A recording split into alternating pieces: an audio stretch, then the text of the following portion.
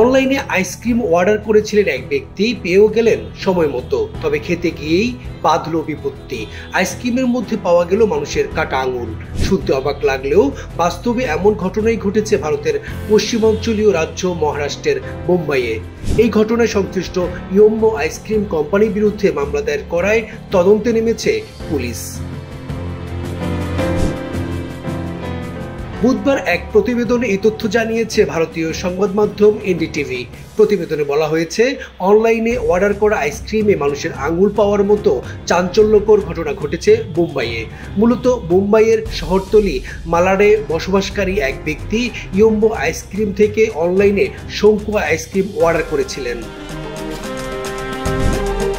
NDTV আরও জানায়, ice cream হাতে পাওয়ার পর মোড়ক খুলে মুখে দিয়ে মাংসের টুকরোর মতো আটকে যায় ওই ব্যক্তির। তিনি হতবাক হয়ে মুখ থেকে ওটা বের করলে মানুষের কাটা আঙুল দেখতে পান। কাটা আঙুলের অংশ এবং আইসক্রিম নিয়ে মালাড থানায় ছুটে যান। ইয়োম্মো কোম্পানির বিরুদ্ধে মামলা দায়ের করেন। चिकन का कुछ तो कार्टिलेज का पीस नहीं है, बट जब मैं एक्चुअली डॉक्टर हूँ तो मुझे पता है कि ह्यूमन बॉडी का पीसेस कैसे दिखता है। और जब मैंने अच्छे से देखा उसको, मुझे एक नाखून दिखा उस पे और नीचे का ऐसे फिंगरप्रिंट के निशान भी दिख रहे थे मुझे, और वो ऐसे थंब का एक पीस लग रहा था।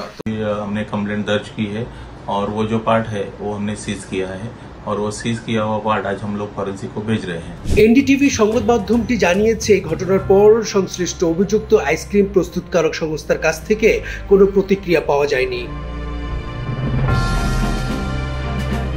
তালুকদার বিপ্লব, ঠিকানা নিউজ, ডেস্ক রিপোর্ট।